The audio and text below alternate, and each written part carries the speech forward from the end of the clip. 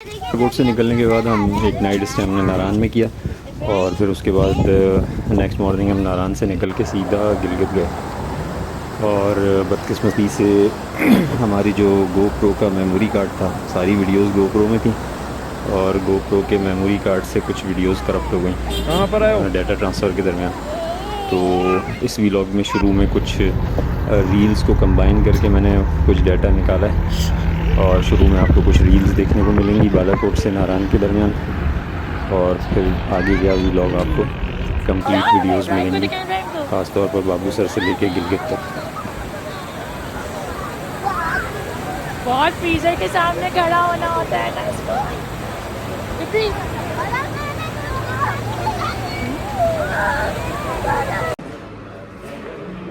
नारायण का hotel, forest view. देखो ठीक है, शाम हो गई है।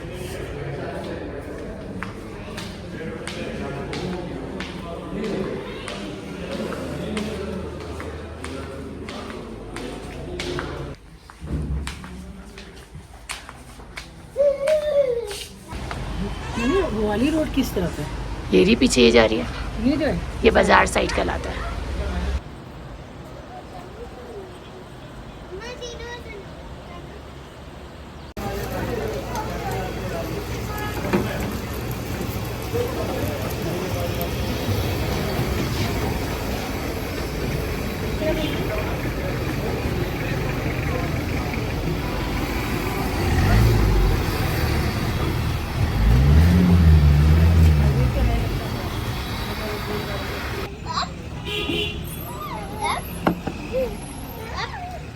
नारायण से जब निकले थे हम गिलगित जाने के लिए सुबह, तो बाटागुंडी की तरफ और नारायण से आगे जितना भी एरिया है, रोड काफ़ी बेहतर मिला। रोड की वो कंडीशन नहीं थी जो लास्ट ईयर हमने 2023 में देखी थी, लेकिन फिर भी काफ़ी बेहतर था। लेकिन वापसी में जो हमने रोड की हालत देखी, ऐसा लगा जैसे बहुत ज़्यादा लैंडस्लाइडिंग हुई है इस एरिया में। से पानी आ रहा है, ठंडा बर्फ का। ये पूरी वही बर्फ है जो कि सर्दियों में आती है। नारायण में कभी गर्मियों में कभी गर्मी नहीं होती, सर्दी। जून जुलाई में हमने कभी इतने ग्लेशियर्स नहीं देखे जितने इस दफ़ा हमें नज़र आए हैं। ख़ास तौर पर बाटागुंडी साइड और उससे आगे ग्लेशियर्स बहुत ज़्यादा थे और ठंडक भी अच्छी थी।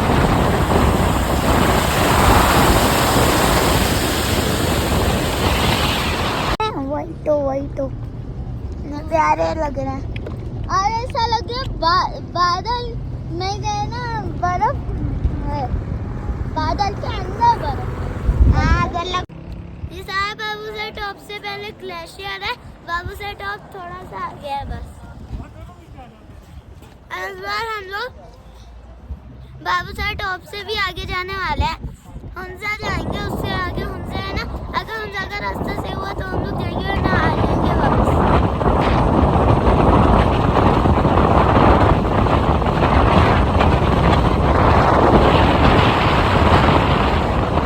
पिछली बार हम लोग बाबूसर टॉप से ही वापस चले गए थे, इस बार हम लोग बाबूसर टॉप से आगे जाएंगे और बाबूसर टॉप के आगे हुंजा है, तो हम लोग हुंजा जाएंगे। अगर रास्ता सही हुआ तो जाएंगे, वरना तो वापस आ जाएंगे। और यहाँ पे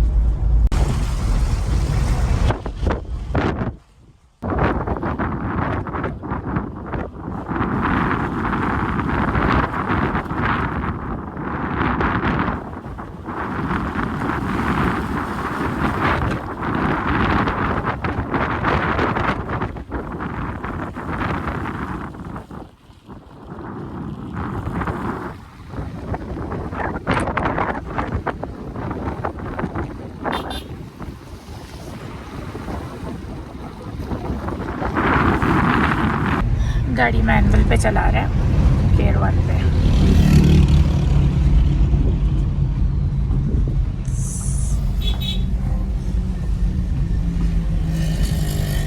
जगह जगह लिखा हुआ है गाड़ी की स्पीड कम से कम रखें।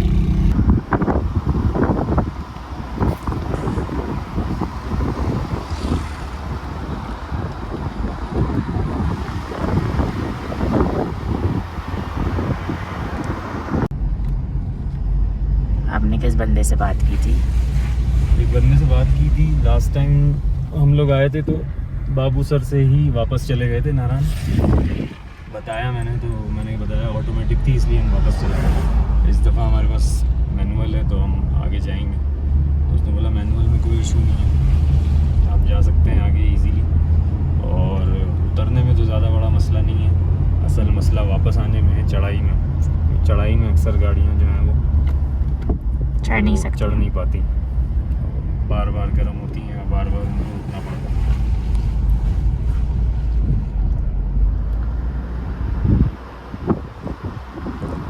जगह जगह यहाँ लिखा हुआ है कि स्लो ही, जितना स्लो चल सकते हो उतना स्लो चलना। कैसा एक्सपीरियंस है बाबा? रोड सही है, अच्छा है, लेकिन मैनुअल गाड़ी का काम है, ऑटोमेटिक का काम हो गया। है। आपने कौन से गियर पे लगाई है? मैं मैनुअल में पहले गियर में ही चला रहा हूँ। उस पर भी ये 60 पे निकल रही है, बार बार इसको स्लो करना पड़ता है। 60 तक स्पीड पहले गियर में पकड़ रही है, इतना ज़्यादा स्लो। गर्मी लग रही है, सर्दी। जब भी इस तरह के किसी नए रूट पे निकलें, जैसे कि मैं बाबू सर टॉप तक तो कई बार आ चुका हूँ, लेकिन इससे नीचे गिलगित की तरफ कभी नहीं उतरा, तो ज़रूरी है कि वहाँ के लोकल जो ड्राइवर्स हैं पहले उनसे बात कर लें, अपनी गाड़ी की डिटेल्स उनको बता दें कि आप कौन सी गाड़ी लेकर आ रहे हैं, ऑटोमेटिक है, मैनुअल है, डुअल ट्रांसमिशन है। बाकी वो आपको गाइड भी कर देंगे। जैसे मेरी आदत है, जब भी किसी नए रूट पर निकलता हूँ तो जो ड्राइवर हैं वहाँ के लोकल्स, उनसे ज़रूर बात करता हूँ, क्योंकि उसके बगैर फिर वो रिस्की होता है कि आपको आगे का पता नहीं है, रोड की कंडीशन क्या है, वेदर की कंडीशन क्या है, सारी चीज़ें पता करना बेहद ज़रूरी होता है।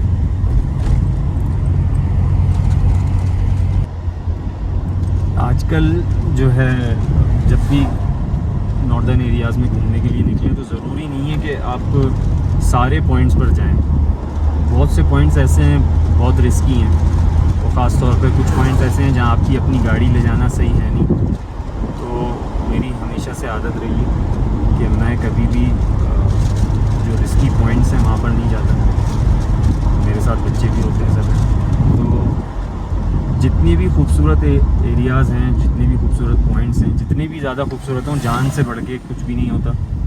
तो सबसे पहले हमें सेफ्टी का ख्याल रखना चाहिए।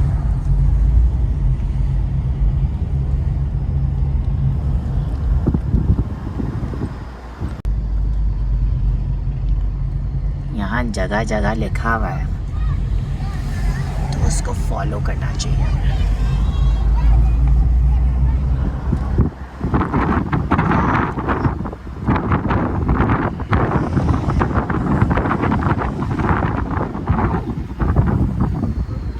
जगह जगह लोगों की गाड़ियाँ खड़ी हुई हैं और वो ब्रेक अपने फुल कर रहे हैं। पूरे रास्ते में बहुत सारे ब्रेक गर्म क्यों हो जाते हैं? बार बार ब्रेक लगाने से ब्रेक गर्म हो जाता है, गर्म होते हैं तो फिर ब्रेक लगना बंद हो जाता है। दूसरी वजह भी होती है, ब्रेक ऑयल चेक ना किया हो, ब्रेक ऑयल कम हो जाए, ब्रेक पैड्स की लाइफ पूरी हो गई हो, आपने चेंज ना कराना, प्रॉब्लम होती है।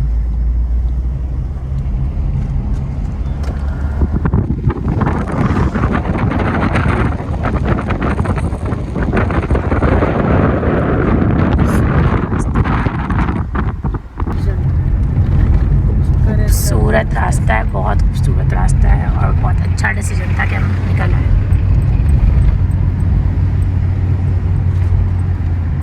क्योंकि मौसम की वजह से ही हमारे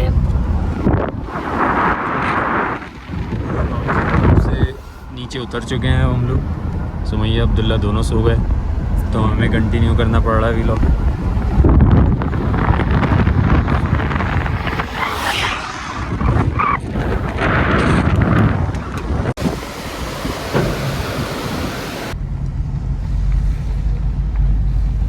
खूबसूरत रास्ता है कि समझ ही नहीं आ रहा है किस चीज़ को कैप्चर करें और किस चीज़ को छोड़ें। इतना हसीन रास्ता है। मैं क्योंकि मुसलसल मैनुअल पर चला रहा था, तो अभी हम बाबूसर टॉप से तकरीबन पूरा नीचे उतर चुके हैं, तो मुझे लगा कि शायद वो स्लोप अब ख़त्म हो चुका है जो एक स्टीप स्लोप था। तो मैंने गाड़ी को वापस ऑटोमेटिक पे शिफ्ट किया। जैसे ही शिफ्ट किया with in seconds 80 to 100 speed पकड़ने लगी गाड़ी।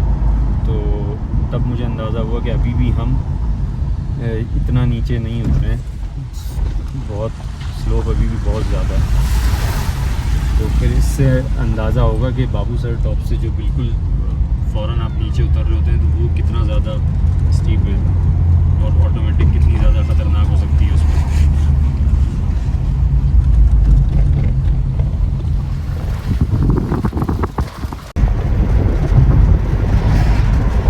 बाबूसर के बाद ये वाली नहर हमारे साथ ही चल रही है। बाबूसर टॉप से हम उतरे हैं।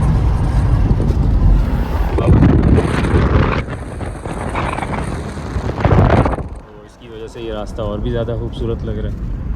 और हमारा पहली दफ़ा और ये एक बिल्कुल डिफरेंट एक्सपीरियंस है। जैसे हमने पहले नारायण बालाकोट से नारायण का रास्ता कई बार देखा है, कश्मीर का रास्ता देखा है, तो यहाँ ये एक बिल्कुल नई चीज़ है और बिल्कुल उससे डिफरेंट है, बहुत ज़्यादा अलग है और बहुत ही ज़्यादा खूबसूरत भी है।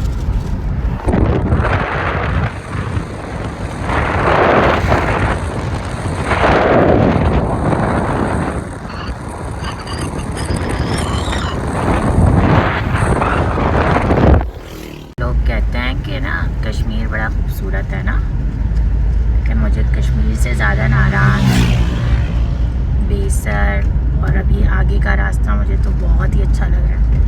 कश्मीर में ना बहुत छोटे रोड्स हैं, बस पहाड़ ना ऐसा लगता है बिल्कुल सर पे है। तो मुझे इतना मज़ा नहीं आया कश्मीर में पर्सनली।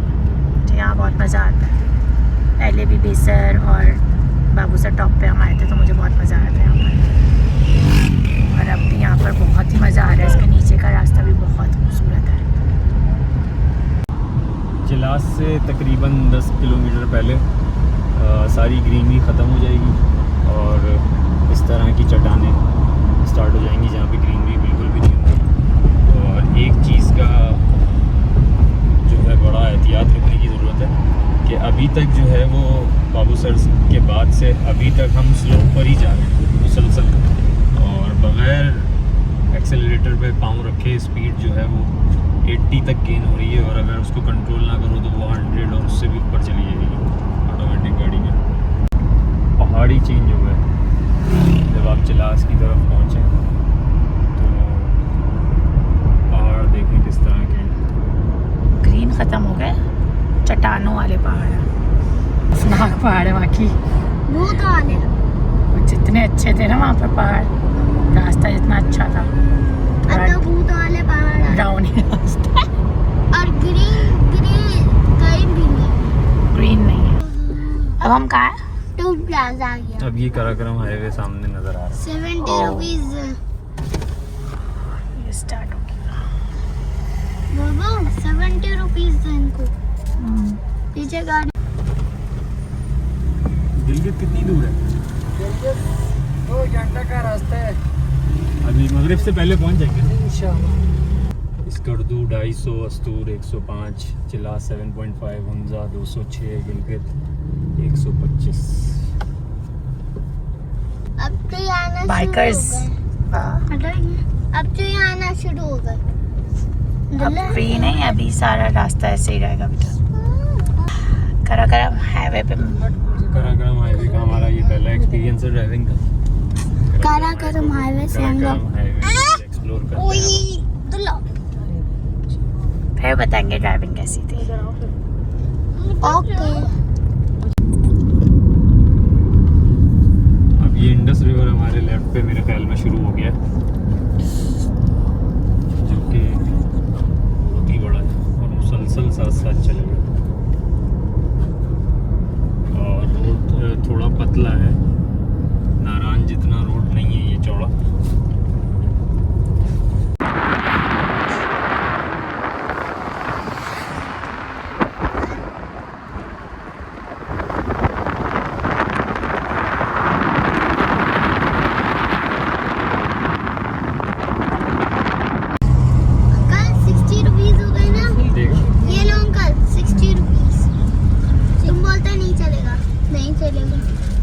के निकालते हैं लोग। ही तो है।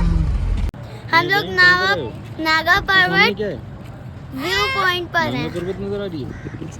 ये देखिए सामने बर्फ से जो ढका हुआ है ये नागा पर्वत है।